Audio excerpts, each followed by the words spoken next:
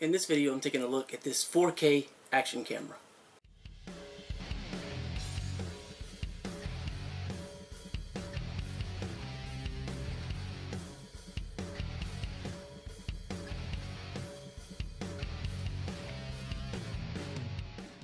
Alright, so we're looking at this 4K action camera today.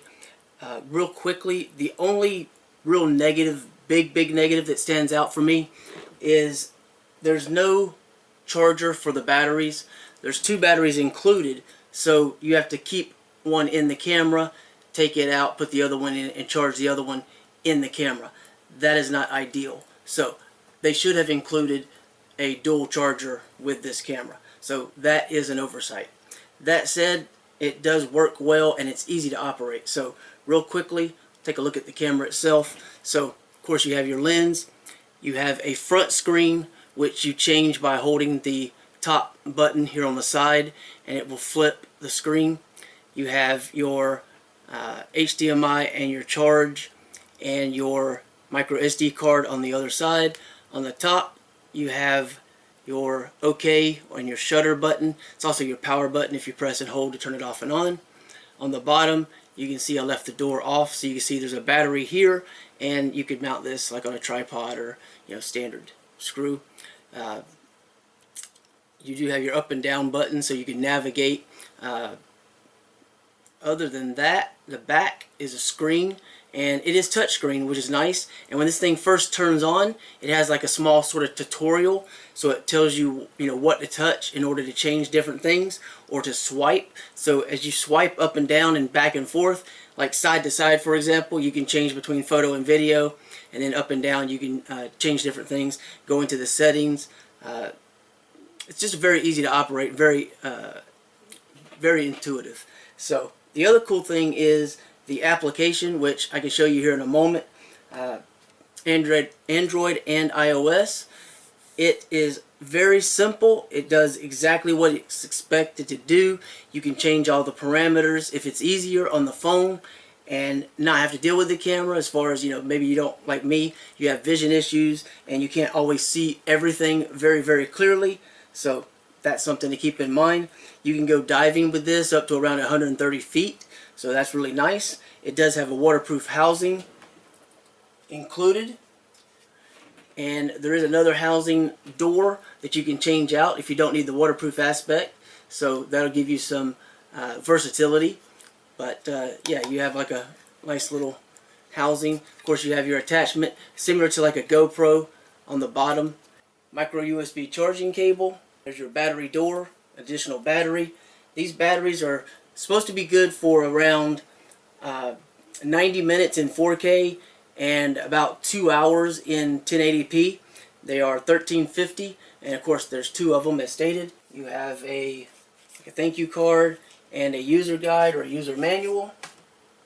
And then, I'm not going to go through everything here, but you have an assortment of different attachments, cleaning cloth, a remote control, so you want to shoot video or take pictures, you can actually use the wristband that's included, so you can get access to the camera within some reasonable degree of proximity relatively easily. And for me, my primary use has always been for driving related things, so the camera could be on the outside and clipped on the car, so having a remote is nice unless you just can reach the camera from where you're sitting in the car. I'll leave a link below. You can find out more about all the accessories, but there's just an assortment of different attachments, whether you're attaching it to a flat surface or a wristband, or there's like tethers to safeguard the camera so that if the part that you have it connected to were to come loose, it can still be attached through a tether. So all kinds of different options available there. It kind of turns on pretty quickly.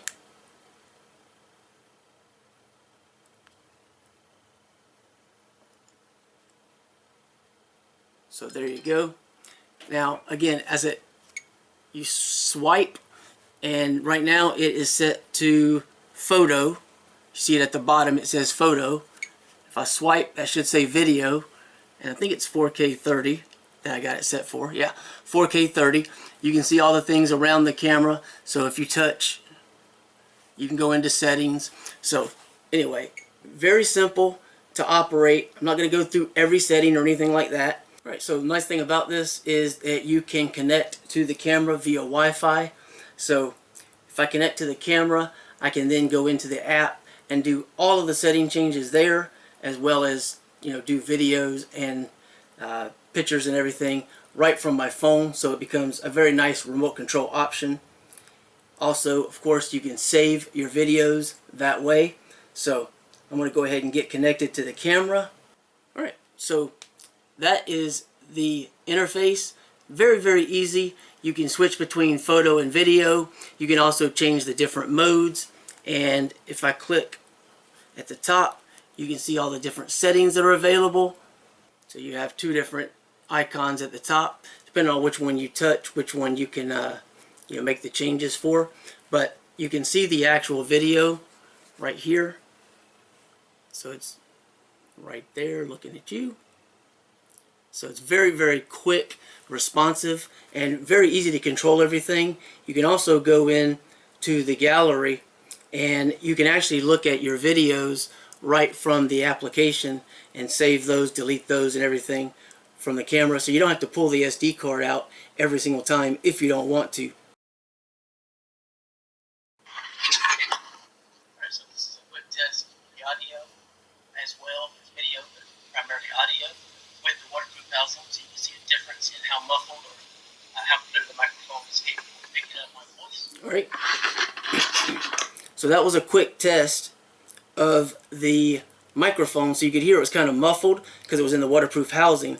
But now I'm going to show you one without it. And the reason I'm showing you on the phone is because I imagine so many people these days are using mobile, and they're not even, you know, they don't have computers in a lot of cases. They just use their phone. So I'm just showing you a preview of the video the way you would see it on your phone, but also letting you hear the audio between whether it's, you know, in a housing or not. And it makes a big difference. The other thing I'll do is I'll take it out and drive down the road and show you what it sounds like when it's in the car and outside of the car.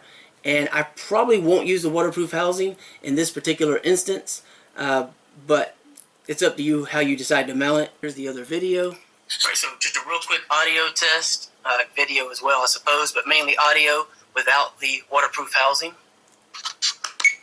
So you can see there's a significant difference when you do have the housing on compared to when you do not.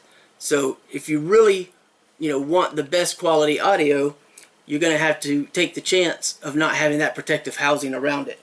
But overall, it seems to work really well. You can do 20 megapixel photos. You can also do 4K video.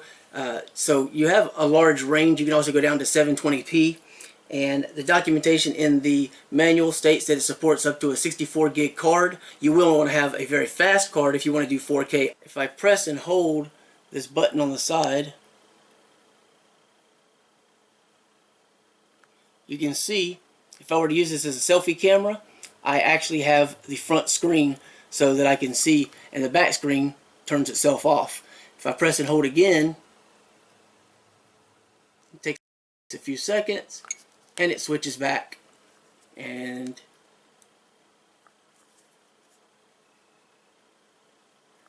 there you go. So if you touch the screen though, you can see it's very responsive. Okay, anyway, that's it. I'll show you a quick demonstration of video shot from inside and outside the vehicle. If you want to find out more, there'll be more information below the video in the description, but there'll also be a link you can follow and get a lot more detail there. Add a charger, you've got a nice little setup. Alright, check out the link below. Thanks for watching.